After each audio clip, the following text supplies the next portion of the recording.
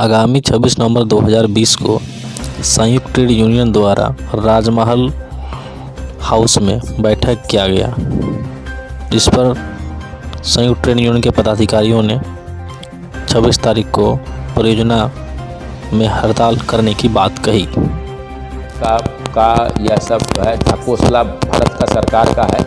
मध्य प्रदेश में सरकार बदलने के समय में कोविड-19 का ख्याल नहीं आया, मजदूरों पर हमला करने के लिए कोविड-19 का ख्याल नहीं आया, सरकार को चुनाव में अपना मीटिंग कराने में कोई ख्याल नहीं आया। अरे जब कोविड-19 का इतना ही उनको चिंता था तो बिहार में मीटिंग के लिए नहीं जाना चाहिए था उनको, और मीटिंग में वो जाए और जनता जो है कोविड-19 का पालन करे। कोविड-19 के नाम पर, पालन करने के नाम पर मजदूरों को उसके अधिकार के लिए वो नहीं लड़ सके, इसकी व्यवस्था की गई थी। और यह इलेक्शन कमीशन को भी जो इन्होंने पॉकेट में रखा हुआ है। इलेक्शन कमीशन वही करती है जो सरकार बोलती है। बेशर्मी के साथ हिंदुस्तान की संपत्ति को बेच रही है, जबकि नारा दिया था देश नहीं बिकने दूंगा। कोरोना काल में पूरे देश के लोगों को घर में बंद कर दिया और देशी विदेशी उद्योगपतियों को हिंदुस्तान की संपत्ति को लूटने का छूट दे दिया। सरकार देश को गुलाम बनाना चाहती है, भारत दोबारा गुलामी में चला जाए। एक कंपनी थी इंडिया कंपनी, जिसके खिलाफ लड़ते हुए सैकड़ों बरस लग गए। यह तो उससे बड़ी बड़ी कंपनियों को भारत में बुला रहे हैं, और एक बार जब वो आ जाएंगे तो देश का सारा चीज़ समाप्त हो जाएगा, देश सिर्फ गुलाम रहेगा। इन्होंने व्यवस्था कर दिया कि ज़्यादा से ज़्यादा लोग जो है मजदूर बन करके हाट बाज़ार पर खड़ा रहे, ताकि उनको सस्ते दर पर जो है मालिक खरीद सके। इसके लिए मजदूर का कानून बदल दिया। किसान को बर्बाद करने के लिए किसान कानून में बदलाव किया है। सरकार लगातार हिंदुस्तान की संपत्ति जो लाखों करोड़ रुपया सरकार को टैक्स दे रही है, मुनाफा में हिस्सेदारी दे रही है, उससे कम कीमत पर उस कंपनी को बेचा जा रहा है। और यह जो है पूरा देश बर्बाद करने का है।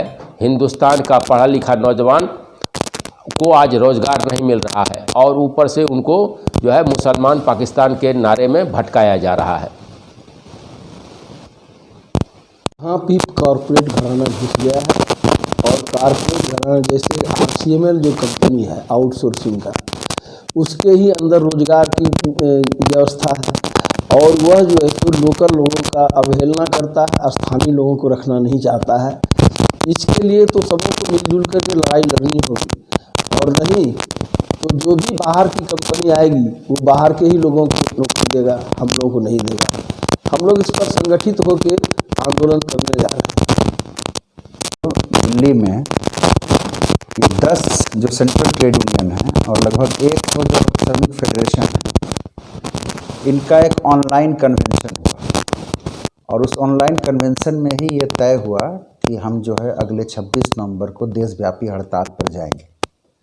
ये हड़ताल जो है बहुत व्यापक स्तर पर होगी। इसमें कोयला, इस्पात, संचार, पेट्रोलियम, निर्माण, परिवहन, एयरपोर्ट, बंदरगाह, और उसके अलावा असंगठित क्षेत्र के जो करोड़ों मजदूर हैं वो सारे लोग हड़ताल पर जाएंगे।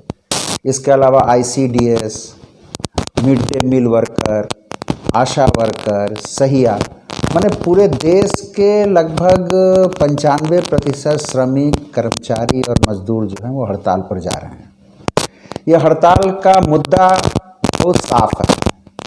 ये जो कोविड पीरियड को उपयोग करके मोदी सरकार जिस तरीके से मजदूर वर्ग पर हमला बोली है, जो हमारे देश की राष्ट्रीय संपत्ति का निजीकरण किया जा रहा है, और मजदूरों ने ब्रिटिश ज़माने से लड़ के जो अपने सुरक्षा के लिए जो अधिकार हासिल किए, उन 44 श्रम कानूनों को एक झटके में 4 श्रम संहिता में बदल दिया गया है, और किसानों पर जो काला कानून लाद दिया गया है, 3 जो कृषि विरोधी जो पार्लियामेंट वोट से पास कराए ज़बरदस्ती जो ये किया गया है, इसके खिलाफ जो है देश के मजदूर जो हैं वो अगली कतार में और लड़ाई में जा रहे हैं। और ये लड़ाई हमारे देश को बचाने, राष्ट्र को बचाने और जो देश में जो राष्ट्र विरोधी सरकार बैठी हुई है उसके प्रतिगामी कदमों के खिलाफ है।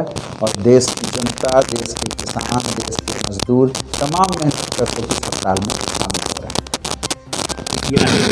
मैं बताऊं कि आज किसान पर ही सारा मार सरकार की पड़ रही है और वो समय समय पर किसानों को निशाना बनाए हुए। आप देख लीजिए हरियाणा में, पंजाब में हर जगह आंदोलन हो रही है, किसान आंदोलित हैं।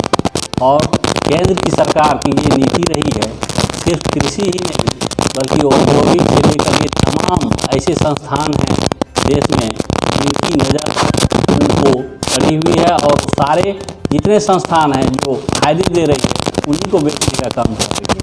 मैं एक चीज़ सरकार से ये भी जानना चाहूँगा कि अगर हमारे यहाँ कोल, रेल ये तमाम जितनी कंपनियां हैं ये अगर घाटे में चल रही है तो खरीद क्यों रहा है? कॉर्पोरेट घराना इसको खरीद क्यों रही है? ये भी एक सवाल है सरकार से। केंद्र की सरकार आज हमारे देश को लूटने जा रही है और आने वाले समय में जनता को यह भुगताना पड़ेगा।